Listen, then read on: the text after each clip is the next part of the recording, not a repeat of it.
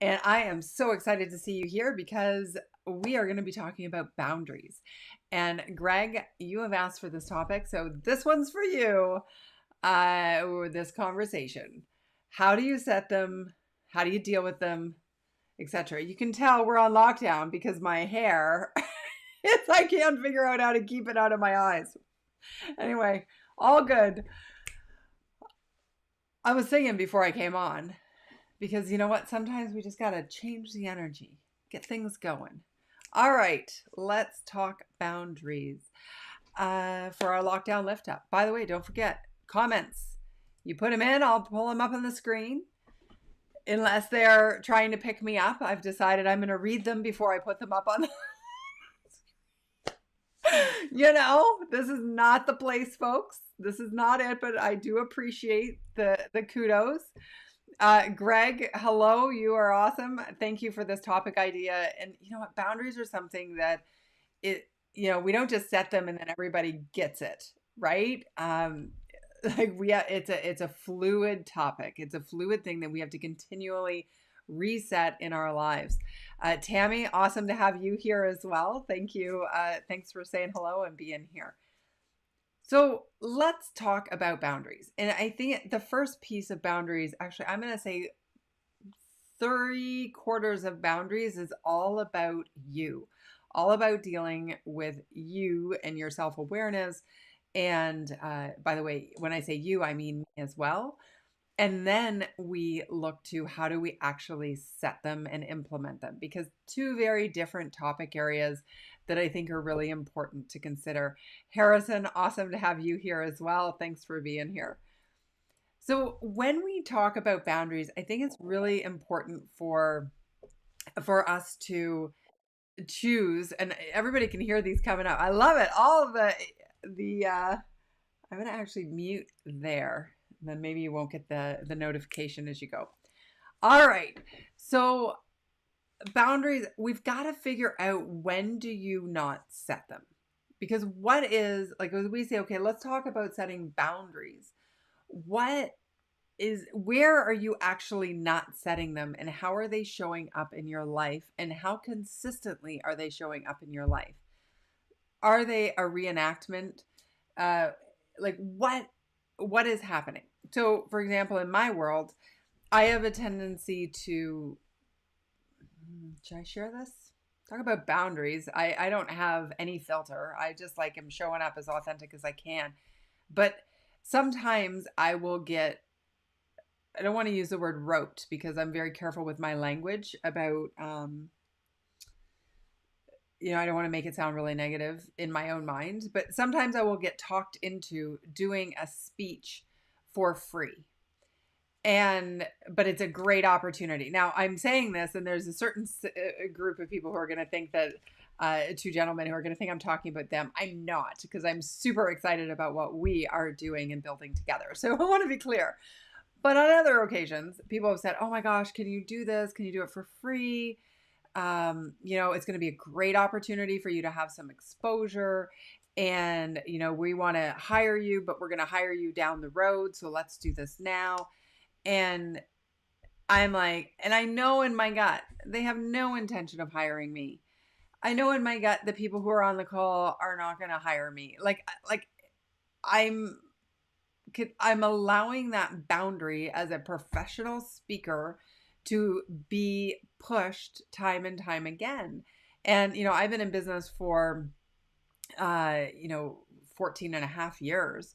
And so really, I should be over this. I don't do it as much, but I did earlier, probably about 2 months ago, not more than 2 weeks ago, but there's a boundary where I am playing with this right now. So how did I get sucked into it again? Right? You can kind of feel like, for me, and this is where you have to experience what's happening for you. How are you getting taken advantage of, if you are? Because I wear my heart on my sleeve. You know me, I want to help everybody. But at the end of the day, I've got to earn a living. I've got to get hired to speak, or I don't eat, right?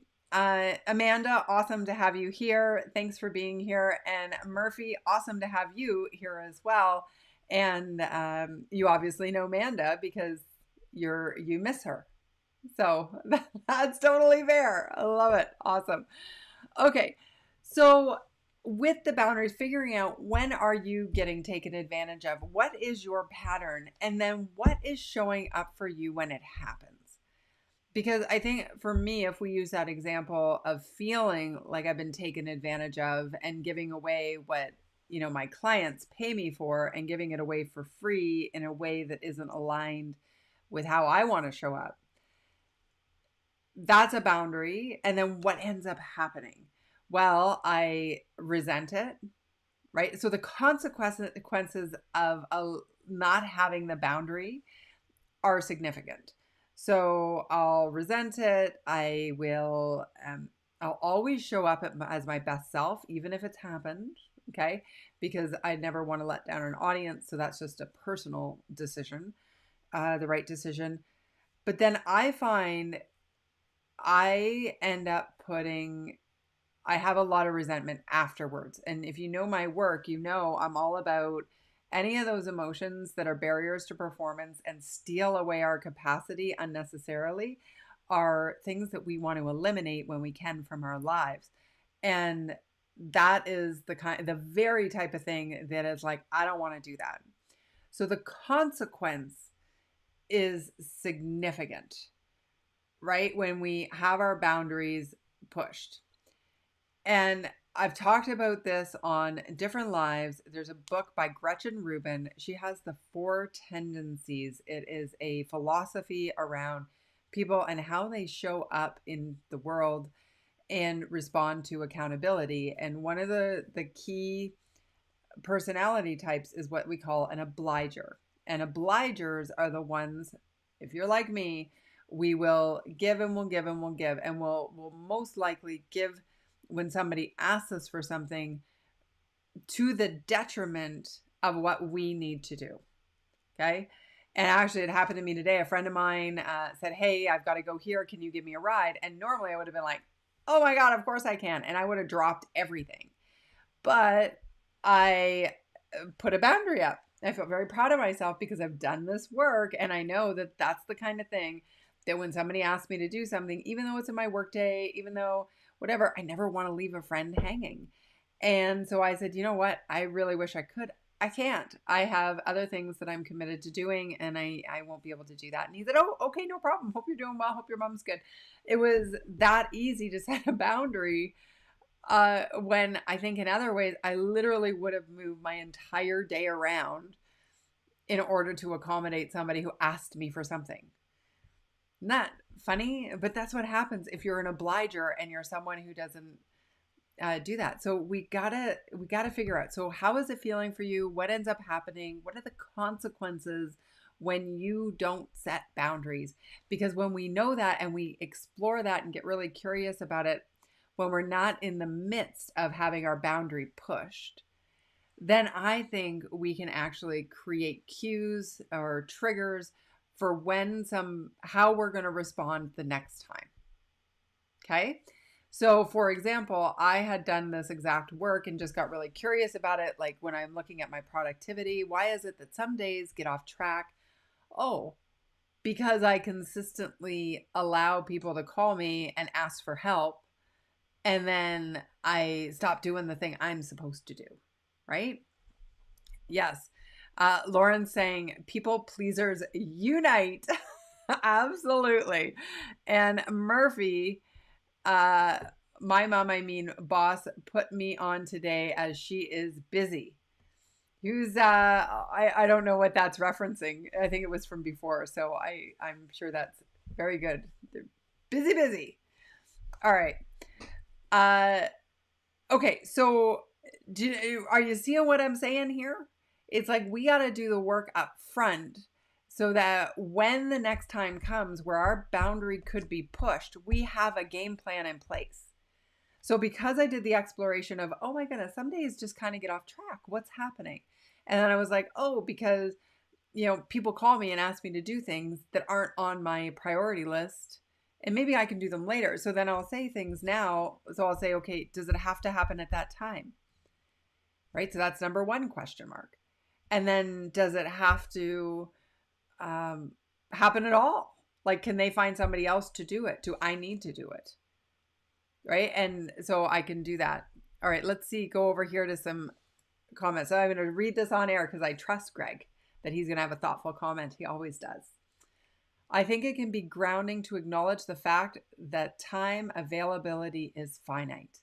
So if you spend shared time in one place, that is time that is no longer available, is now unavailable to spend elsewhere. Thinking of it objectively removes the emotion aspect of the decision making.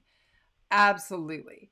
I agree with you, Greg. I think that's true because time spent here is time taken from here. And so every time you say yes to this, you are saying no to that. And if that thing that you're saying no to is actually at your soul's priority level, if it's the thing that you want to achieve, that you want to do, then you're going to feel that resentment. Ultimately, you are. And feeling like walked over, right? When we don't have our boundaries in place. Lauren, we need to remember we're in the midst of a pandemic. All of our boundaries have been pushed. Great point. And also a lot of, depending on, of course, how you're defining the word boundary, but a lot of people are in such different need. I don't know if that's grammatically correct, but how we would have supported each other a year and a half ago is very different than how we can support each other now. Okay, so we have to make allowances for that and find new strategies. So, whereas there might have been a friend who before would have been totally up for having a Friday night glass of wine, now that friend is exhausted because they have spent the entire week on Zoom meetings and helping to raise their child, doing, homework on screen while they're trying to run a company. Okay, so they're no longer available, and so that can be really challenging, right? I think there's been a lot of changes. And Greg agrees with you. Great point. I think of it as a balance, as in a balance sheet. That's why we feel off when we overextend. Exactly. Like if we give too much to something, we can't. Actually, I was writing a new chapter for the new book. I'll tell you this in a sec. As much as I hate this term, our bandwidth has changed during COVID. It totally is because, and actually, I'm curious why you hate the term bandwidth. I tend to use the word capacity. People don't always know what it means or think of it, but let's not use the pandemic as an example yet. I'm going to use chronic pain as an example. If we have our capacity over the course of a day, okay, and say you have this much capacity, and you have an issue of, chronic pain like I have, the way I look at it is I have 40% of my day or my day's capacity is already spoken for before I'm out of the shop, like out of the gate, right? Because the body's processing the pain. I'm exhausted from it. Now, obviously, it's a lot better now than it used to be. But back in the day, I mean, early days, it was probably I had like 80% of my capacity was gone before I started my day. And then I had this little bit left over and I had to figure out how do I divide that. And when I would, pull away for somebody else's needs, when it wasn't aligned with what I needed to do, that would chip away and I would end up with not having enough left for the thing that mattered the most. And so now, of course, my pain doesn't take up nearly that much of my capacity. I mean, some days maybe it does, but I'm really good at managing it. So, but then we still only have this much capacity left. And so what we choose to use it with, and that's where our boundaries are so incredibly critical, because if we're not divvying up our limited capacity effectively, people can just take and take and take and take and take from us, and we got nothing left over for the things that we really, really, really want to get done, that make our hearts sing, that are just going to light us up in our days. Okay, let's go here. All right. I think of it as a balance. Okay. And then Lauren, as much as I hate this term, our bandwidth. Okay. So I've asked her the question, what do we not like about the word bandwidth? And she has said, put another way, there are just so many EFFS. We have, oh, wait, I got to think of, okay, wait. What's the E stand for? For is what I think the second F stands for. F sakes. Am I right? I don't know what E stands for. She's going to put it in the thing. Bandwidth, capacity, and RAM. I use all three often. That's all right. I like all of them. I never thought about RAM though, but that's a really good way to look at it too. You think about maybe that's a computer reference because you are a bit of a genius in that area. Let's be honest. You're going to have to tell me, Lauren, what the E stands for. Somebody put it in the chat box. The EFFS. Yeah, but is the E is it? Oh, okay. Okay, so see, I just thought the FFS would be for swear word sakes. But anyway, we all get the point. We only have so many F's to give. Oh, I got it. You're spelling it out. Oh, fun. Okay. And Murphy's like saying, my mom says the F word a lot. I get it. I get it now. You're right. And I think that was in The Subtle Art of Giving an F, that book. We do. We only have so much. We only have so much to give. So anytime somebody takes a little with it from us, we do. And it feels like, oh, so frustrating. And the consequences are huge. So in terms of a framework to really play with this, number one, be clear about where are people pushing your boundaries? Where are you allowing them to take from you and you don't feel like there's an even give and take? Then pick one area and commit to working through that and saying, okay, I'm going to get really curious about this so that I can move forward. And yes, phonetically, I get it now. This is very much a family-friendly show. I know one of Oxycontin, I don't, is that how we are dealing with it? Rod saying LOL. I love the banter. I love that all of you are here. It's so exciting for me to have a group of regulars who I get to hang out with. So thank you very much. But I think understanding your consequences, understanding why you want to change the pattern, and then getting really curious about when do I want to say yes? When do I want to say no? How do I want to describe this boundary? What are the different ways? So then you can go, okay, what are the different ways that I can actually implement this boundary?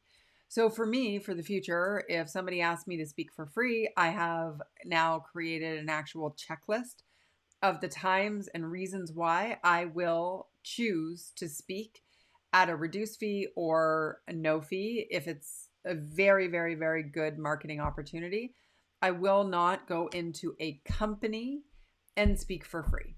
It is not fair to my other clients who are paying me to come in and give them a lift up for that. So that's going to be my checklist, my bandwidth, my the way I am in this circumstance going to set boundaries. And I hope that that serves you as well, because if you're an obliger, we can only oblige for so long. And then of course we go, I don't want to do this anymore. And then I want to help you avoid that. That's the goal. It's laugh or cry during COVID. We all need a laugh these days. Oh my gosh. Do we ever? And you know me, laugh whenever I can. And there's lots of reasons to cry these days, especially behind the scenes here with everything that's going on in my life. And this is how I cope. I show up. I find the good in the bad. I've silver lining thinking and just, processing it, feeling the feels, naming them, etc. Oh, that's not what this live is about though. This live is about boundaries, deciding on them, setting them, and then you got to communicate them. And I think sometimes with boundaries, we think we need to communicate more than other people do. So like my buddy who asked me for a ride this morning, my instinct was like, oh my gosh, I don't know. Like I was going to call him and say like, can you get somebody else to drive you? Like, is it possible? If not, like I can be on backup. Like, the truth is I couldn't do it. So I just said, I have other commitments. I can't make it happen. He was like, no problem. But I'm so used to letting people take me off my track in the day. And obviously I'm getting better at this. I felt like I needed to offer a huge explanation. And the truth is I didn't. And I think we can all set things. I admire your commitment to shut up. Maybe you mean show up or shut up, because I really end up doing a lot of talking. I'm not shutting up at all. Every day at 3:15 and ready to engage. Good on you. Well, thank you very much, Lauren. And the truth is, this lights me up to see you and to be a part of it. And I love doing the content, because that's what makes me sing, right? And I get all these ideas. It doesn't help if nobody hears them. So I'm really grateful. Show up. Yes. I figured as much because, I don't shut up. I just keep talking. But I hope you get value out of it. That's my hope. So, and Winston loves it. He's in his seat over there. Well, I hope that helps you set some boundaries. Be clear. Figure out what the consequences are. Are you willing to live with that? Do you want that? Okay, let's see. Greg saying, I can relate to feeling an explanation is owed. In fact, I tend to try and do the thinking on behalf of the other person. I'm working on it. Yes. Right? It's like, I was like, well, what if you could take an Uber? Like, these are all the things that are going through my mind. And the truth of the matter is, not my responsibility. Right? And sometimes we can empower other people to be stronger by not saying yes, by not letting us. And I think we teach people how to treat us by every little step along the way, right? It all adds up to how they show up to be a part of our lives too. I'm just not feeling myself today and I need to postpone, drop out, etc. Yes. Did I do it? Authenticity is critical now more than ever. Yeah, it is. People want to feel okay that they can say no, because I think the other thing about boundaries is, if we're not good at setting them, generally somebody else will set them for us. And that's not healthy. That's not how we live our best lives. But I'm really curious about how I'm never upset when somebody else sets a boundary with me. Like, no, I can't do it, or no, I don't have the bandwidth.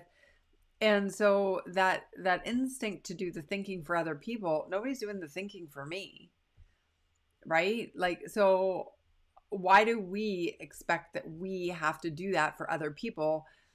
Because it's not really a thing, I don't know. All right. So on that note, grateful for each and every one of you.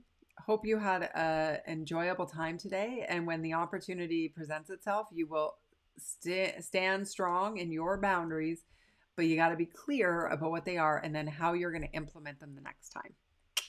Very cool. Okay. I will see you here tomorrow, 3:15 for Wednesday's wisdom. Is that what we're calling Wednesdays? Yeah, we'll go. I'll find a topic. Thursday, don't forget, throw out Thursdays, throw it out there Thursday. So I'll need topics from you. And then Friday is going to be a wild card out of one of my books. So you got to tell me which book I should pull from. We'll do that. Okay. Excited.